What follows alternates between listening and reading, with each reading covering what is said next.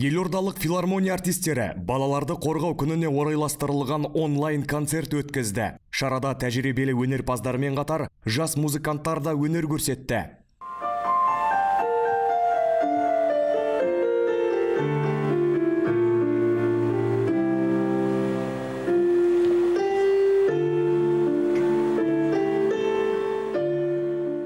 Я учусь в 5 классе. Мен музыкалық мектепте 5 сыныпта оқимын. Маған көзімнің қарасы әні ұнайды. Өйткені ол өте әдемі әуен. Бұған дейін мен оқушылар сарайында және көптеген байқауларда өнер көрсеттім. Менің еншімде бірнеше гран-при мен бірінші орындар бар.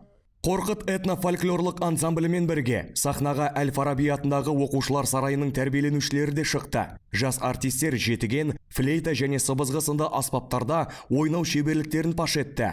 Концертте орындалған композициялар қатарында бала бақыты, кішкентай, алақай, халық әні бүлдірген және тағы басқа танымал туындылар бар. Балаларға арнап қазір бірінші маусымда бір жақсы концерт дайындап жатырмыз. Егер рұқсат беріліп бәрі дұрыс болып жатқан жағдайда оны бір далада, алаңда бір балалармен біздің Нұрсұлтан қаласы мәдениет басқармасының қолдауымен біздің өзіміздің жаңағы библиотекаларымыз бар. Сол жерде библиотекалар, кукольный театрларымыз бар. Солармен біріктіріп балаларға бір қызық дүние жасасақ деген бір ойлар, жобалар қазір ойымызда бар. Егер бар дұрыс болып рұқсат беріліп жатқан жағдайда әрине солай берсек деген ойымыз бар. Егер енді рұқсат берілмей жатқан жағдайда біз әрине оны ішкі дүниеде онлайн концерт ретінде тағы да қызықты бір балаларға программа, яғни бағдарлама бергіміз келіп жатыр. Елордалық филармонияның онлайн түрде жүзеге асырылатын жобаларын Instagram, Facebook желілеріндегі ресми парақшалардан және YouTube арнасынан тамашалауға болады.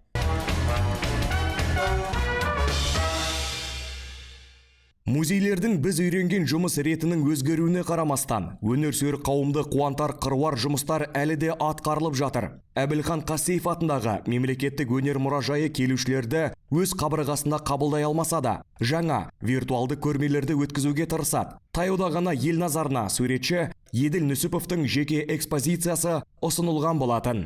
Поступила такая инициатива от моих друзей. Ұсынысты менің достарым білдірді. Болат Нүсімбеков, Оксана және музей басшылығы барлығымыз жиналып, карантиннің талаптарын орындай отырып, осындай виртуалды көрме ұйымдастырдық. Жұмыстарымның барлығы камераға алдын ала түсіріліп қойған. Меніңше, біз тоқтап қалған қоғамдық өмірдің кішкене болса да жандана түсуіне өз септігімізді тигіздік. Суретші шынайы шығармашылықтың шыңына жетуге көп жылдар жаратқанын айтады. Ал оның бойындағы шеберлік деңгейін бағалау көрермендердің ғана еншісінде.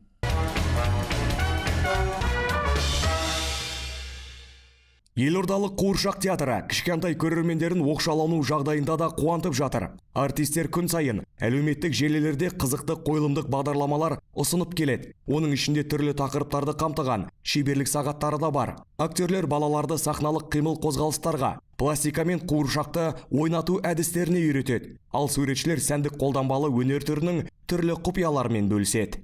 Мен қуыршақ жүргізу және қол сымбаттылығы дейді ғой, пластика рук, сол осы жағынан мен мастер-класс өткізіп жатырмын. Енді осы жұмада бірінші мастер-классымызды өткіздік. Ол жерде әртүрлі қолғаптармен қалай жұмыс жасауға болады. Үйде мысалы бізде әр адамның үйінде бар, киілмейтін жейделер, әр түсті, сондай солардан қолғап, содан кейін жаңа қыста киген қолғаптарымыз керексіз болып қалады. Солармен қалай жұмыс жасауға болады. Сол туралы мастер-класстар, бірінші мастер-классымыз сол болды. Қажеттілік туған жағдайда ата-аналар видео сабақты қайталап көріп, тақырыпты жан-жақты талқылай алады. Театр ұжымының барлық шеберлік сағаттары сақталған жазбалар мұрағатында қолжетімді. Бұдан бөлек актерлер Instagram желісінің тікелей эфирінде күн сайын балаларға арналған ертегілер оқиды. Ал Қуыршақ театрының спектакльдерінен үзінділерді YouTube арнасынан табуға болады.